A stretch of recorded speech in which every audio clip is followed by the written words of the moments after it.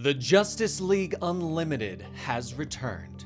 Welcome to the Comicstorian Complete Story Series, where we take trade paperbacks and single issues and we break them down into digestible bites to help you understand. Then we read them dramatically back to you. All alterations to the panels, text, and images are to prevent copyright problems, and all art is owned by its respective companies. If you enjoy these stories, be sure to support the industry and go check them out at your local comic shop. After defeating Amanda Waller in the Absolute Power event, the heroes decided that they needed to reform the Justice League and created the Justice League Unlimited to help protect everyone on Earth. This is Justice League Unlimited Issue 1 by Mark Waid. I hope you enjoy. On Earth, the young hero known as Airwave glances down at his Justice League identification card. "Can I do this? Am I ready?" he whispers to himself. Finally, he taps the teleportation button, and the card instantly booms him to the Justice League watchtower orbiting Earth. He steps out of the boom tube and looks around at the vast entrance chamber. Hello? Anybody here?" he calls. He moves forward, but suddenly, several heroes round the corner as Red Tornado's voice echoes through the halls, ordering the water-based superheroes to help stop the Marine Marauder off the coast of Auckland. Airwave keeps moving as Red Tornado continues to monitor and order heroes to various emergencies. The challengers of the unknown rush past him towards the Watchtower's central power core, while Shazam and Stargirl are sent to investigate Citizen Steel's and Damage's absent powers. Airwave stops at a viewport and looks down at a large gathering of heroes. He still can't believe he's here. Suddenly, there's a crack of energy behind him, and the Flash puts an arm around his shoulders. "Airwave, right? Welcome to the Watchtower. We haven't properly met yet. You want a quick tour?" Flash asks. Before Airwave can answer, the two of them are rushing through the halls at super speed. They blaze through the Golden Room, the meeting room of the Justice Society, while Flash explains that various teams have their own meeting rooms, and the Watchtower has enough living quarters for most of the Justice League members. In the halls, they pass the Question, who is head of security. "Sup," the Question says as she tips her hat at the speedster as they pass. After the entire tour, which only lasted about a few minutes, the Flash and Airwave finally arrive at the command deck. Flash releases Airwave as they stop in front of Superman. The young hero tries his hardest to hold composure, but immediately throws up from the rapid movement. Flash pretends not to notice. "I'll introduce you around," Flash says as he motions to a nearby Superman. But Red Tornado suddenly blares over the Watchtower speakers. "Priority alert. Mass casualties reported in South Africa.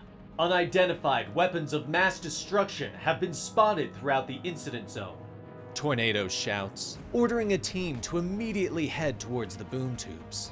In moments, Superman, Wonder Woman, Star Sapphire, Kid Flash, Firestorm, and Black Lightning appear on the scene.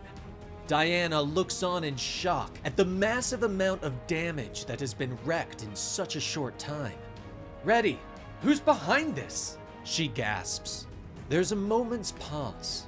"They call themselves Inferno. Researching," Red Tornado finally answers. The heroes launch into action. Some rush to help the wounded and trapped civilians, while the most powerful launch themselves at the machines of destruction.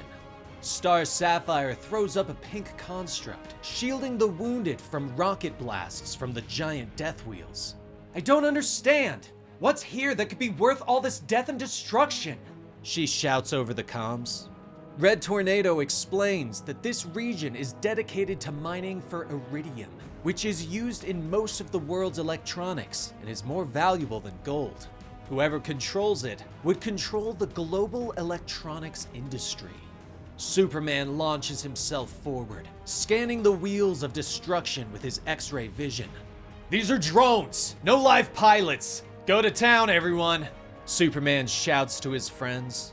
Firestorm doesn't need to be told twice and swoops on in, hitting one of the weapons with a blast of irradiated fire. Star Sapphire flies alongside Black Lightning as they continue to move to help trapped civilians. "I've never seen such... I'm not sure what to do," she gasps, frozen for a moment at the utter devastation. Black Lightning nods at her. That's why I'm here, Sapphire. You're relatively new at this, and I'm a teacher. You'll do just fine. Just watch your back and follow my lead, he tells her. The two land quickly, using their powers and strength to free the trapped people, shouting for them to run to safety.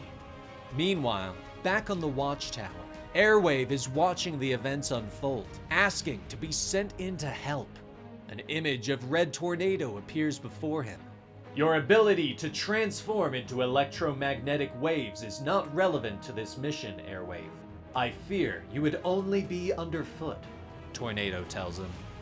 Back on the ground, Superman and Wonder Woman have combined their might, hitting one of the wheels again and again. What are these things made of? Superman grunts as he notices they are barely denting the monstrous machines. Nothing I've ever encountered. Keep hitting, Diana shouts. Nearby, Sapphire and Black Lightning are still helping people, but they suddenly stop as Sapphire hears someone calling for help.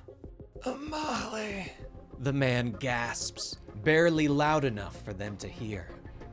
Meanwhile, Batman and Blue Beetle have been dropped in Monteverde, Costa Rica.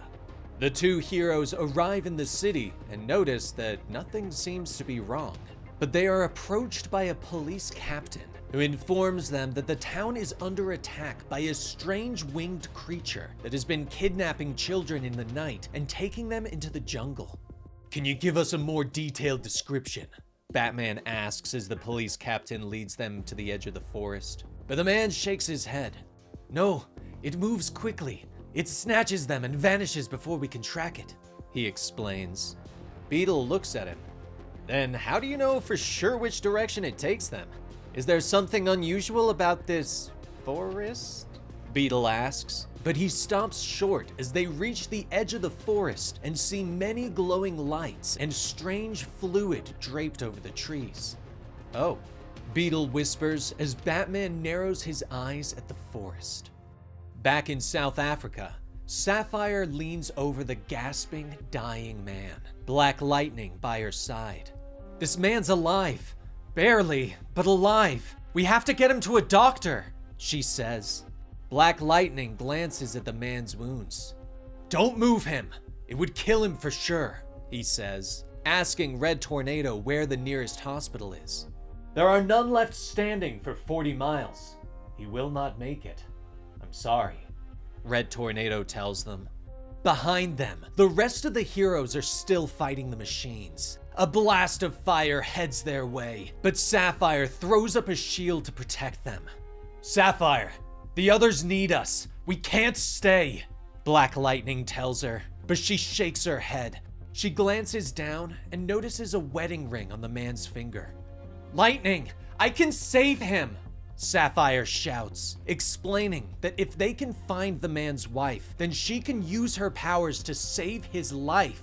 I have the power to heal him if we can get her here, Sapphire shouts, but Black Lightning shakes his head. How? How are we supposed to find one woman in all of this chaos? He shouts back. On the watchtower, Airwave brightens up. Phones!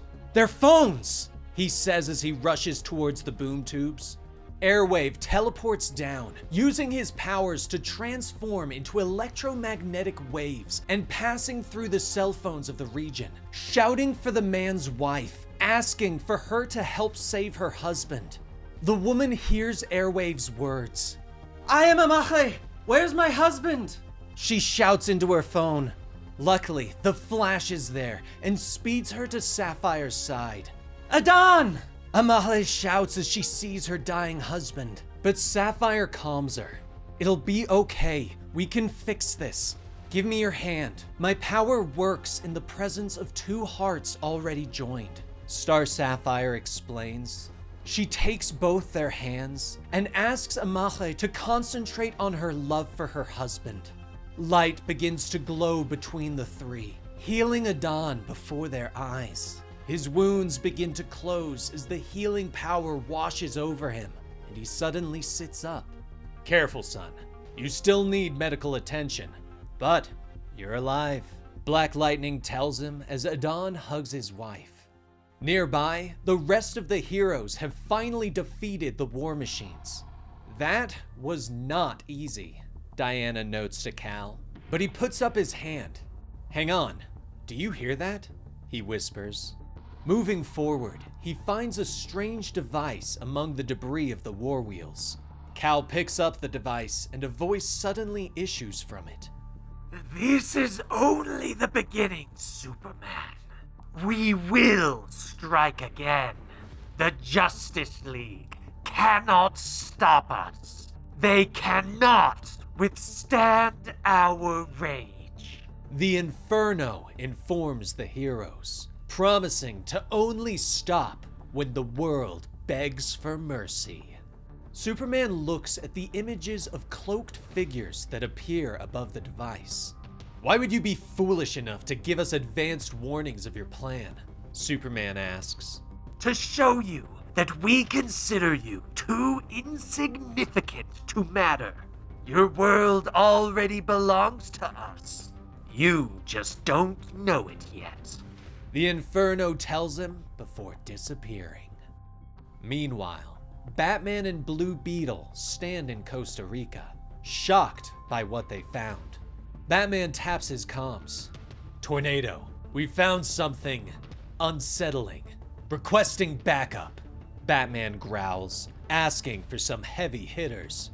We're not gonna last long on our own, Batman says as he shines his flashlight over a nest of strange eggs, unaware of the army of red eyes that watch him from the shadows. Back on the watchtower, the heroes have returned. Superman looks at Airwave with a smile, congratulating him on a job well done. So, I did okay? Airwave asks the Man of Steel. Superman smiles at him. You helped save a life. That's better than okay, he tells him. Black Lightning pats the young hero on the back and tells him to go get some rest. A short time later, Airwave sits in his quarters. Tears fall from his eyes as he remembers Superman's words. At the other heroes congratulating him, he thinks about how no one has ever trusted him like this.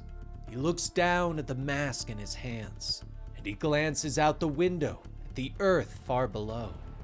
They accept me for who I am. They have no idea what that means, or how helpful that is, since I'm here to kill them all, he thinks to himself. And there you have it. Just as they got me to start caring for one of our newest heroes, they go ahead and throw a curveball like that at us. Crazy, right? But let me know your thoughts down below. And as always, like and subscribe as it really helps the channel a lot. I'm Dan with Comicstorian, and we will see you next time. Rest in peace, Benny.